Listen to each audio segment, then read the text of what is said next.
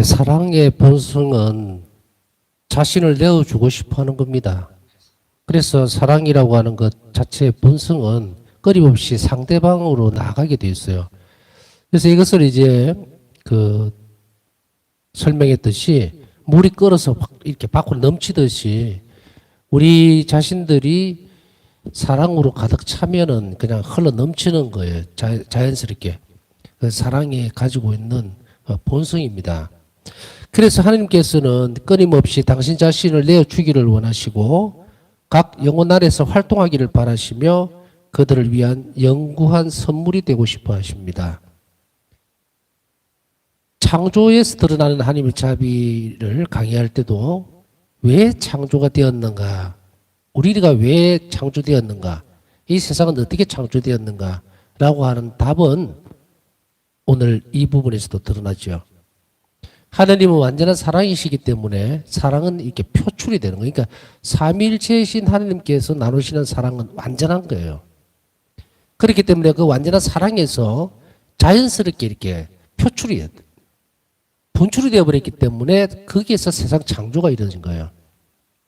그래서 제가 늘 자주 강조하지만 우리 존재 자체가 있는 것으로 인해서 이미 각 인간은 하느님의 넘치는 사랑을 이미 받은 거예요. 받았기 때문에 창조가 된 겁니다. 그래서 우리가 왜 태어났느냐라는 말을 할 때 이제 정확한 답이 나와요. 사랑 때문에 태어난 거예요.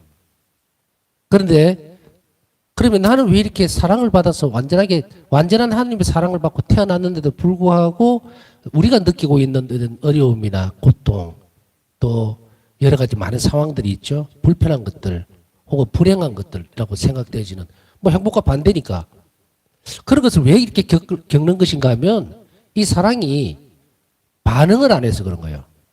그래서 요한복음에서도 보면은 요한 사도가 뭐라고 복음서가 말씀하고 있습니까? 우리가 가지고 있는 사랑의 특성은 사람을 사랑할 줄 아는 사람. 그러니까 사람을 사랑하는 것은 하느님을 사랑하는 겁니다. 이 말은 우리 안에 이미 하느님의 사랑이 들어있기 때문입니다. 이렇게 얘기를 하죠. 그렇기 때문에 이 사랑은 부어지는 것만으로 정체돼 버리면 안 돼요. 이 사랑은 또 어떤 특성을 가지고 있냐면 교류라고 하는 이걸 통교. 이제 하느님과의 우리의 관계 보면 일치 이런 거거든요. 그래서 사람하고 사람 사이에는 오고 간다 그래야 되겠죠. 교류, 친밀감이 있게 돼요. 그것이 어떻게 됩니까? 사랑은 반응을 하게 되거든요. 드러내줘야만 뭐 상대방이 뭐 표가 나야 내가 사랑한다는 걸 내가 사랑받고 있다는 걸 알 수가 있죠. 마찬가지로 우리 자신은 하느님에게서 완전한 사랑을 받았기 때문에 이 사랑이 내 안에서 완성되기 위해서는 어디로 되어져야 되겠어요? 표출되어야 됩니다. 우리가 하느님을 사랑합니다 하고 하느님을 사랑하는 것으로서 드러낼 수 있는 사랑이 어떤 것이 있겠어요? 하느님 앞에서 성체 앞에서 내가 어떻게 사랑을 드러냅니까? 무엇으로? 뭐 꿀 앉아 있는다고 해서 이 사랑이 드러나는 겁니까? 아니거든요. 이거 어디서 드러나요? 인간 관계 속에서 드러나도록 되어 있죠. 그래서 나는 하느님을 사랑하기 때문에 하느님께서 구원의 대상으로 각 개개인에게 구원을 마련해 놓은 그 상대를 존중하고 그들에게 우리의 사랑, 내 사랑을 전달하는 거예요. 그래서 그것을 이제 표현했을 때에 이웃 사랑이라고 하는 것과 하나님께 대한 사랑이 동일하다. 이런 말을 쓰는 거죠. 그래서 우리 안에 이미 부어져 있는 하나님의 사랑이 완전하게 내 안에 완성이 되기 위해서는 이웃 사랑으로 가득 차버리면 됩니다. 그래서 항상 자비로우라는 말이 그 말이에요. 우리가 이 사랑의 완성을 통해서 영원한 행복을 얻을 뿐 아니라 이 땅에서 가장 안전하게 살 수가 있다. 가장 안전하다는 것은 뭐예요? 걱정과 근심거리 없고 뭐 정말 미래에 대해서 걱정하지 않고 두려워하지 않고 이런 것들이죠. 먹을 걱정, 입을 걱정, 뭐 그게 탐욕이라는 단어를 뺍시다. 그건 필요가 없어요. 일상적으로 우리가 살아가는데 필요한 조건들 그것들은 하나님이 다 충족시켜 주는데 충족시켜주는 조건으로 달고 있는 게 뭐예요? 이웃사랑입니다. 하느님께 대한 완전한 사랑이 동기가 돼서 이웃을 사랑하는 사람, 그 일에만 몰두하는 사람, 이 특별한 사람입니까? 우리가 잘못하면은 이웃 사랑에 대해서 온 삶을 다 하는 사람들은 수도자들이라든지 봉헌된 사람, 성직자들 이렇게만 생각을 하는데 아닙니다. 이 땅에 살아가는 형태만 우리가 성직자로서 수도자로서 또 일반 평신도로서 살아가지 저 하늘나라에 가면 없어요. 그죠? 그냥 하나님께서 사랑하는 자녀들이에요, 그냥. 그 뒤에 뭐 높낮이도 없고 없어요. 이제 이 땅에서 살아가면서 우리는 제도적이라 그러죠. 질서 안에, 제도 안에 살아가기 때문에 삶의 형태만 달라질 뿐 하느님 나라에 가야 된다. 영원한 생명 안으로 들어가야 된다는 이것에는 목적에는 너나가 없다는 거예요. 그래서 하느님께서는 각 개개인에게 이 구원 계획을 세우고 계시는데 그것의 가장 중요한 포인트가 뭐예요? 사랑입니다. 사랑을 보여주신 거예요. 그래서 그 사랑이 이제 밖으로 나와야만 하느님을 사랑한다는 것이 표시가 되겠죠. 그럼 우리 삶에 있어서 내가 사랑을 완전하게 받아서 창조됐기 때문에 내가 살아가는 삶의 목적은 한 가지로 귀결이 됩니다. 사랑하십시오. 이거예요. 이웃을 사랑하면 완전하게 됩니다. 무엇으로? 하나님 사랑이 내 안에서 가득 차기 때문에. 악을 저지르는 사람은 하나님 사랑이 그 안에 머무를 수가 없기 때문에 불완전해지죠. 그래서 요한 바울이 서기관님께서는 뭐라고 말씀하시죠? 자비로우신 하나님 안에 그 책 회칙에서 그런 사람은 내적 분열뿐 아니라 이웃과의 관계도 어떻게 한다? 파괴되어 버린다. 악에. 그래서 이웃과의 관계가 불편하거나 인간 관계가 어려운 그 상황이 자주 부딪히는 사람은 이 부분을 잘 살펴봐야 되고 그 다음에 내적으로 분열이 일어난다는 건 뭡니까? 막 짜증이 나고 막 삶에 의욕이 없고 이런 반응이 이렇게 나오죠. 그러나 여기에서 병적인 것은 뺐습니다. 며칠 전에 강의할 때 얘기했죠.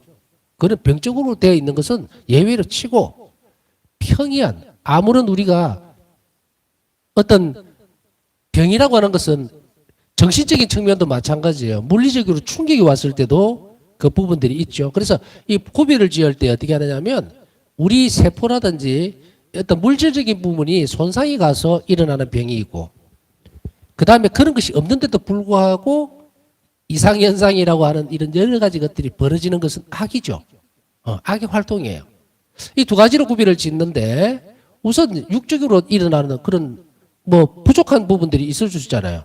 무슨 뭐 비타민이 부족해서 생긴다든지 아니면 무슨 너무 피곤하고 너무 육체적으로 시달려서 생긴다든지 이런 것을 제외하고 일반적인 상태를 놓고 볼 때의 이야기를 하는 거예요.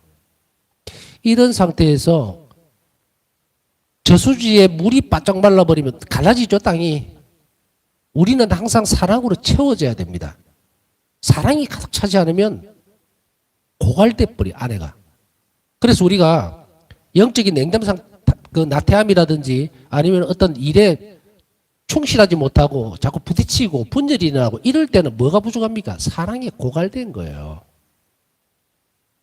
상대방의 사랑에 고갈돼서 드러나는 현상도 있을 수 있겠지만 그거는 자체하고라도 우리는 각 개인의 삶을 돌아봐야 됩니다. 자기 자신에게로 돌아.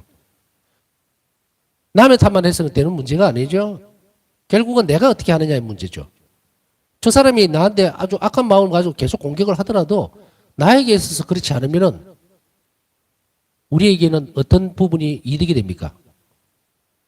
분명하지만 하느님이 나의 것이 되는 거예요. 엄청난 이득이 오죠. 그런데 같이 악으로 부딪혀버리면 하느님도 내 활동이 사랑의 활동이 아니다 보니까 개입을 못합니다. 개입을 하실 수가 없어요. 아니 안 하시는 것이 아니에요. 못하십니다. 다음에 어떤 기회가 되면 완전한 사랑은 스스로 온전하게 따라올 때 그게 사랑이에요. 어떤 강압적인 것도 하나님의 사랑 안에서는 발견이 되지를 않습니다. 드러나지도 않고 그런 것은 완전한 사랑이라고 안 그래요. 어떤 희생을 대가를 치르더라도 우리의 동의를 얻어서 스스로 자유의지로 따라오기를 바라는 하느님. 이런 하느님을 잘 알아야만 돼요. 그래서 우리가 동의를 하지 않으면 하느님은 어떤 것이 또 하실 수가 없어요. 그래서 우리가 기도를 한다는 것은 동의하는 겁니다. 개입해 주십시오 이 말이거든요. 존재해 주십시오. 실현해 주십시오 이 말이에요. 그래서 기도는 그만큼 중요하다고 말씀을 드렸었는데 여하튼 사랑은 이렇게 본성적으로 넘치게 되는데 바로 하나님께서는 이런 특성 때문에 본성 하느님의 속성이에요. 그 사랑 때문에 내가 창조됐다면 이제 더 이상 크게 대해서는 목적이 뚜렷해졌잖아요. 우리가 막 분산시키면 안 됩니다. 뭐 신앙생활 왜 합니까? 뭐 하느님 나라에 가기 위해서 영원한 생명을 얻기 위해서 부활이 되기 위해서 이거 뭐예요? 이론적인 거예요. 이론적인 거. 그 이론적인 것을 단편적으로 딱딱딱딱 단어만 내가 인식을 하고 있으면요. 절대로 안 변합니다. 변할 수가 없어요. 무슨 면접 보는 것도 아니고 그게 아니고 우리는 사랑하고 사랑받았으면 감사하고 사랑하기 위해서 존재하는 거예요. 그 다음에 선물로 주어지는 것이 영원한 생명이에요. 그래서 하느님은 우리를 창조하신 것이 당신의 사랑 안으로 당신이 나누시던 그 행복 안으로 불러들이기 위해서 창조를 했거든요. 그런데 우리가 이 땅에서 살면서 불행하다는 것은 어떤 겁니까? 받은 사랑이 완전해지지를 않은 거예요. 그것은 우리가 활동으로 드러내고 기도로서 드러내야 돼요. 그렇게 해야만 우리 안에 이미 자리 잡은 사랑이 어떻게 된다? 점점 커지면서 바울사도 말씀을 자주 인용하지만 나는 점점 작아져야 되고 그리스도께서는 점점 커지셔야 된다. 완전히 나를 다 차지하셔야 된다. 이거는 바로 영성체에서 우리 안에 오시는 영혼 안에 들어오시는 예수님이 완전히 내 머리부터 발끝까지 하나가 돼 당신의 것으로 될 때 그때를 우리가 하나님과의 완전한 일치, 완전한 득성 이렇게 얘기하죠. 그렇기 때문에 우리는 이제 방황할 필요가 없어요. 뭘 해야 될까? 뭘 먹고 살까? 뭐 어떻게 하죠? 그게는 따라오는 선물들이거든요. 이미 하나님께서 예비하고 마련해 놓으신 거예요. 한 사람의 삶을 살아가면서 비난하게 살지 못하고 정말로 문화적인 어떤 일반적인 어떤 문화적인 혜택을 받지 못하고 굶주리고 이거 하나님 절대로 바라시지 않는다. 내 삶에 있어서. 그럼 왜 그럴까?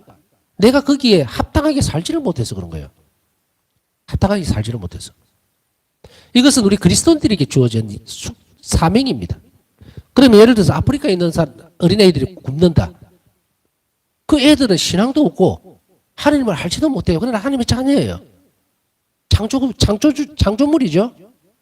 그러면 그들의 굶주림을 어떻게, 그들에게도 분명히 하나님이 안배하신 것이 있단 말이에요. 굶주리지 않고 아프지 않고 병들지 않도록. 그렇게 특별한 하나님의 어떤 구원 계획에서 어긋나지 않으면 주셔야 되고 주시려고 이미 하나님은 예비하고 계셔요. 각 사람 모든 어떤 사람도 예외 없이.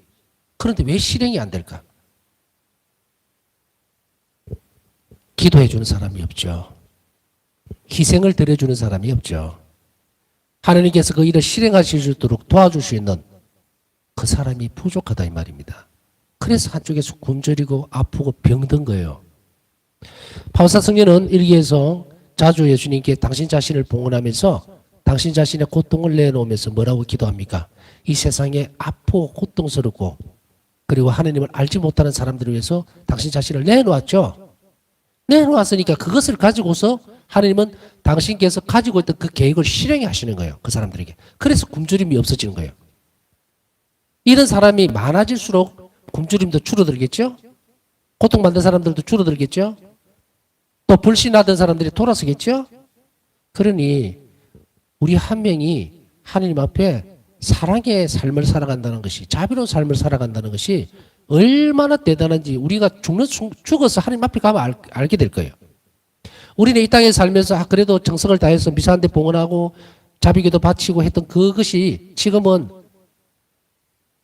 어쩌면은 큰 것이 아닐지도 모른다는 생각을 가질 수도 있어요. 내 자비기도 5단 바친 거 뭐 한 5분이면 바치는데 그게 뭐 그리 지혜로운 사람. 우리는 교육을 받고 왜 이것을 선행해서 앞당겨서 이렇게 배우게 되는가? 우리가 죽음 앞에 딱 섰을 때는 주님 그럴 줄 알았으면 좀 더 할 거를요. 이렇게 해봐야 필요가 없어요. 그때는 이미 다 지나가 버렸어요. 그렇기 때문에 바울사 성인을 통해서 이미 자비의 때를 보내면서 우리에게 미리 가르쳐 주는 거예요. 이러함에도 안 움직이면 안 되겠죠. 그건 오로지 자기 탓입니다. 이제. 그러니 우리는 우리 자신들을 위해서뿐 아니고 이웃 사랑에 대한 이 부분들 내가 얼마나 귀하고 그리고 소중한 의무를 지니고 있는 하느님께서 나를 얼마나 나에게 기대고 있어요. 여러분 각자에게 기대고 있다고 지금. 그러니 우리가 하루를 살아가면서 쓸모없는 그런 날들이 있겠습니까?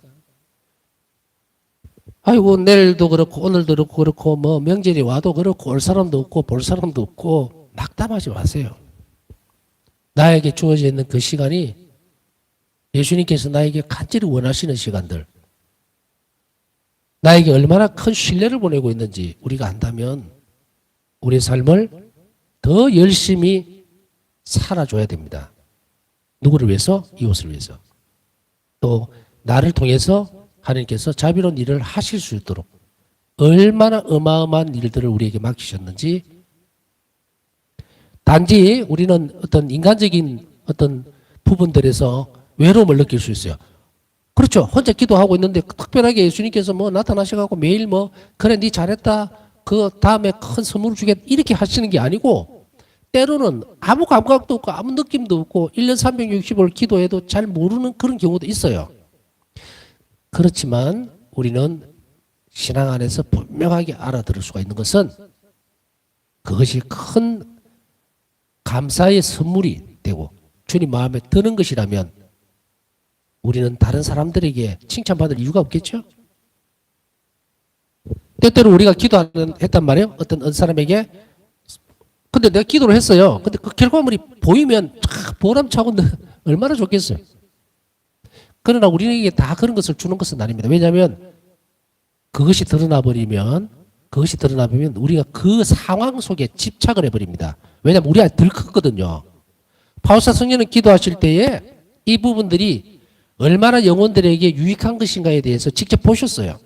예수님이 그걸 허락해 주신 이유는 우리가 보지 않더라도 믿을 수 있도록, 얼마나 그 영혼을 구원하는데 크고 막강한 힘을 가지는지 그것을 바울사 성령을 통해서 체험시키고 그걸 우리에게 전해준 거예요. 바울사 성령의 기도였기 때문에 그것이 더 큰 것일 수도 있어요. 그러나 미약하나마 우리 어떤 기도도 땅에 떨어지지 않습니다. 그것을 우리는 계속해서 묵상해야 되고 계속 그것에 충실하면 그 영혼이 그것을 알게 됩니다.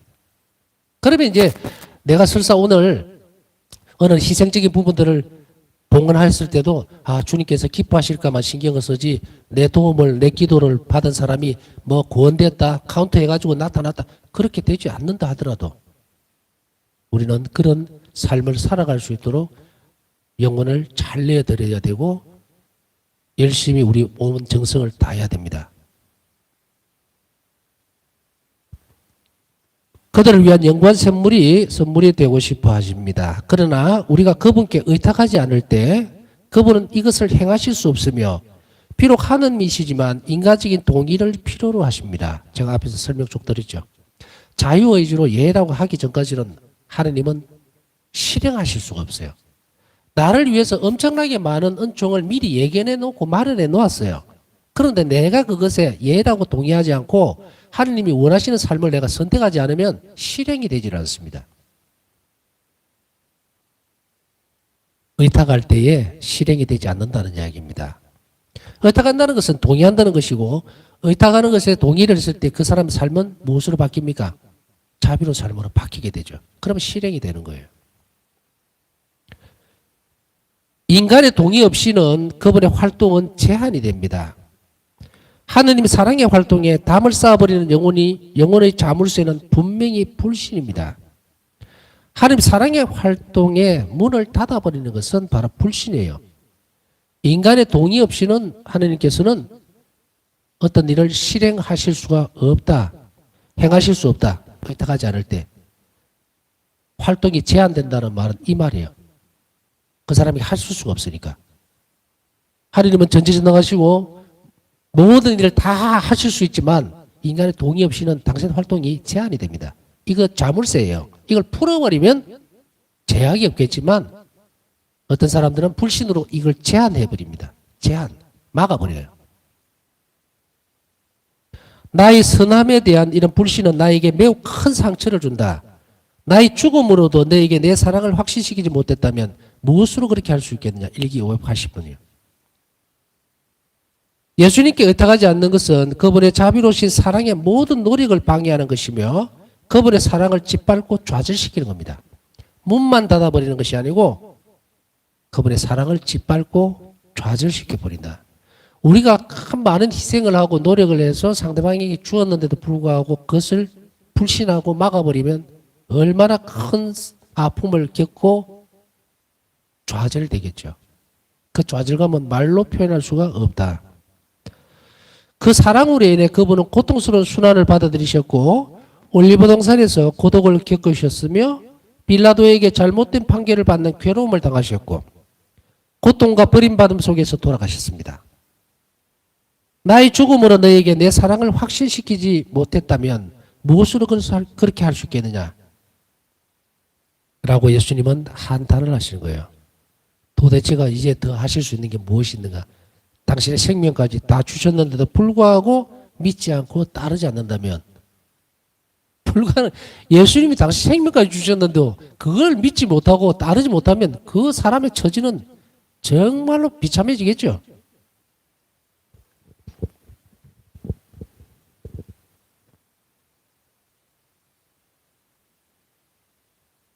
불신은 하느님의 사랑을 알지 못하기 때문에 생기는 것이라고 예수님께서는 절망에 빠진 영혼에게 말씀하십니다.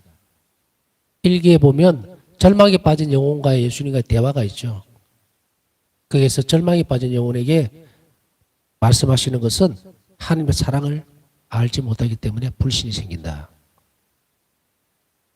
내 사랑과 자비의 노력을 그렇게 많이 기울였는데도 너는 여전히 내 선함을 의심한다. 일기 1386번.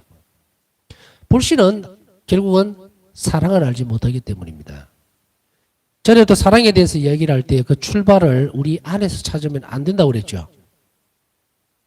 어떤 불행한 삶을 살아왔다고 자기가 느끼고 있는 사람이 하느님은 사랑이십니다라고 얘기하면 받아들이겠습니까? 자기 안에서 출발을 해버리는데 사랑은 위에서부터 우리에게 부어진 겁니다. 그런데 우리가 성찰을 하면서 하느님 사랑을 어디로 봐야 됩니까? 위를 봐야 되는데 내 안에서 보는 거예요. 내 주변에서 찾습니다. 그래서 이러이러한 상황이 불행했고 잘못됐고 나는 왜 이렇게 고통스러웠고 어려웠는데 이 답은 뭐예요? 사랑의 부족입니다. 하느님 사랑을 빨리 찾아 나서야 해요. 하느님께서 나를 사랑하셨다는 건 먼저 사랑하셔서 내가 창조됐다는 사실을 믿음으로 받아들이고 마음으로 수용을 해야 합니다. 그래야만 하느님께서 그 길을 열어주시는 거예요. 내가 창조된 그 목적, 내 삶 안에서 실행하려고 하는 그것, 무엇으로 막아놨습니까? 내가 하느님 사랑을 알지 못했고 하느님 사랑을 깊이 체험하지 못했고 하느님께 감사드리지 못했고 받은 사랑에 대해서 이랬기 때문에 자신의 삶이 철저하게 어떻게 됩니까? 불행하다고 느끼는 그 상황에 와 있는 거예요. 그렇다면 여기에서 한탄만 할 것이 아니고 이런 상황에 놓여져 있는 사람일수록 답은 나왔죠. 내 삶이 불행했고 정말로 자랄 때부터 한 번도 행복한 적도 없었던 것 같고 부모님 사랑도 못 받았고 뭐 온갖 것을 다 둘러친다 하더라도 그 안에 무엇이 빠졌느냐? 하나님께 대한 사랑이 없었기 때문에 그 모든 일이 나를 감싸고 있었던 거예요. 그러면 반전이 되겠죠? 하나님 사랑으로 가면 돼요. 그러면 이것은 전부 다 사라집니다. 통로가 열리니까. 하나님 사랑의 손길이 이제 그때부터 들어오기 시작하겠죠. 그러면 그 이전에 있었던 그런 모든 상황들은 복잡합니다.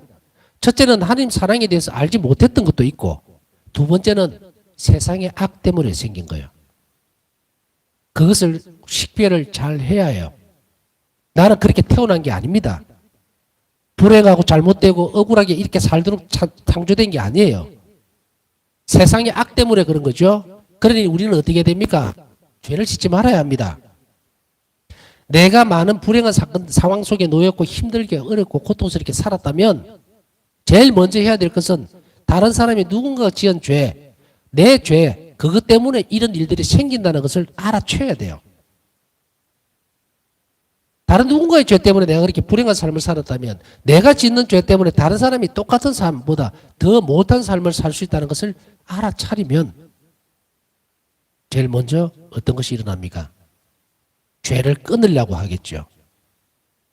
죄를 끊을 때는 자신의 힘으로 됩니까? 아닙니다. 죄는 반드시 하나님 사랑으로만 고리가 끊어져요. 뿌리가 다릅니다. 악의 뿌리와 사랑의 뿌리가 틀려요. 그렇기 때문에 우리는 하나님 사랑을 찾아서 떠나면 돼요. 움직이면 됩니다. 그러면 한탄할 필요가 없어요. 과거의 일들을 회상하면서 정말 자신의 삶이 비참하고 잘못됐다고 느낄 필요는 없습니다. 우리 스스로의 삶으로 돌아가 보면 내가 하나님의 사랑을 알지 못했고 이웃에게 사랑하지 못했으면서 드러나는 것이라는 것을 알 수가 있어요. 그럼 반전이 되겠죠? 이 세상에는 하나님께서 누구도 불행하게 살기를 바라지 않으십니다. 그렇기 때문에 당신 사랑을 주시기 위해서 그걸 드러내시기 위해서 당신 목숨을 내놓으신 거예요.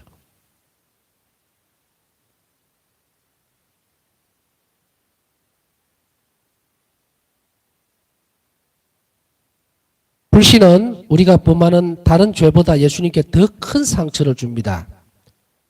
많은 죄들이 예수님께 큰 상처와 그리고 십자가를 다시 지우게 하지만 고통을 주지만 불신은 다른 어떤 죄보다 예수님에게 더 큰 상처를 줍니다. 예수님께서 바울사도에게 말씀하셨습니다.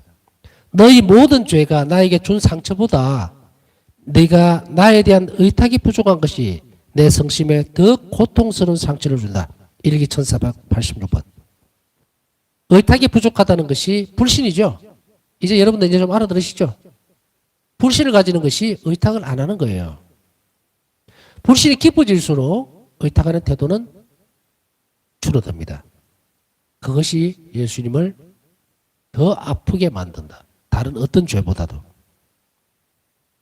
우리가 죄를 뉘우치며 고백하면 하나님의 자비가 우리에게 흘러내리지만 하나님께 대한 불신은 우리가 용서받는 것을 불가능하게 합니다.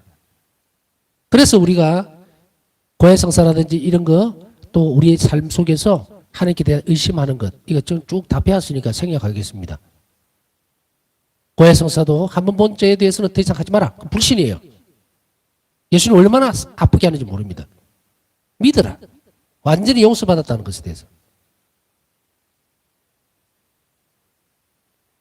불신은 하나님의 자비로우신 사랑의 힘을 의심하는 것인데 이 위대하신 사랑의 힘은 분명히 우리의 죄를 용서해 주신다.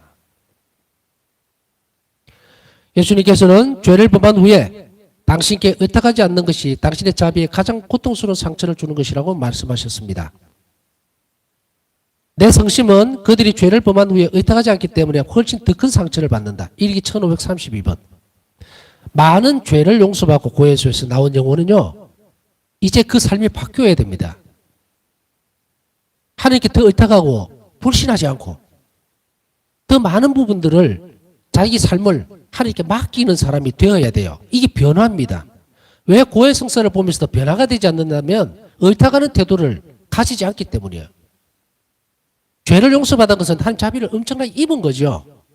그것에 감사하다면 우리가 더 의탁하는 태도로서 그 사랑에 대한 보답을 해야 됩니다. 드러내야 돼요. 응답을 해야 됩니다. 공식이 아니죠. 우리는 지금까지 공식으로 살아왔어요. 고해성사 보고 나왔으니까 죄 용서 받았고 아이고 마음 좀 홀가분하다 다 잊어버리고 그 다음에 자신의 삶으로 또 돌아가 버려요. 어쩌면 더 못한 상태로 가버릴 수도 있고. 고해성사 안에서 하나님의 죄를 용서받은 영혼은 밖에 나왔을 때에 고해서 밖을 나왔을 때 자신의 삶에서 이제 좀 더 예수님께 의탁하는 법을 실행을 합니다. 그렇게 해야만 고해소 안에서 받았던 은총이 제대로 작동을 해요. 효과가 드러난다 이 말이에요. 왜 우리가 수없이 많은 지금 그 신앙생활을 오래 하면서도 고해성사라든지 성사생활을 통해서도 우리 삶이 변화되지 않고 하나님 체험을 못하고 하나님께 자비로움을 못 느끼느냐면 이것이 안 돼 있어서 그래요. 하느님의 자비는 죄인들에게 더욱더 풍성하게 베풀어 줍니다. 왜냐하면 예수님은 죄인의 회개를 가장 기뻐하신다. 왜냐하면 통회하고 돌아서는 영혼에게 당신 자비를 부어줄 수 있기 때문이에요. 당신 사랑을 더 많이 줄 수 있기 때문에 그 영혼을 더 많이 사랑한다는 것을 우리는 잊지 말아야 됩니다. 하느님의 자비는 우리를 도와주시고 우리가 넘어져 더 이상 스스로 일어설 수 없을 때 우리를 일으켜 주십니다. 불신은 이러한 자비 활동을 차단하는 것입니다. 예수님께서 말씀하셨다. 그들이 내 성심의 선함을 경험한 적이 없었더라면 나는 덜 고통스러웠을 것이다. 일기 1532번. 우리는 하나님의 자비를 수없이 많이 경험합니다. 그렇기 때문에 그것을 경험하면서도 그것에 대해서 불신하면서 차단하는 것, 그것을 예수님의 성심은 더 고통스러워한다는 것을 우리가 잘 알아듣고 그러지 않도록 노력해야 합니다. 오늘 우리는 예수님께서 우리 영혼에게 일러주신 이런 것들, 우리는 불신의 벽을 허물고 하루하루의 삶에서 예수님께 더 많이 의탁하고 그 선함을 감사드리고 또 나에게 작은 것에서부터 큰 그 일에 이르기까지 내 삶을 자비롭게 이끌어 주시는 것을 우리가 잘 살펴보고 알아들을 수 있도록 하는 은총을 청하면서 남은 시간 묵상하도록 하겠습니다.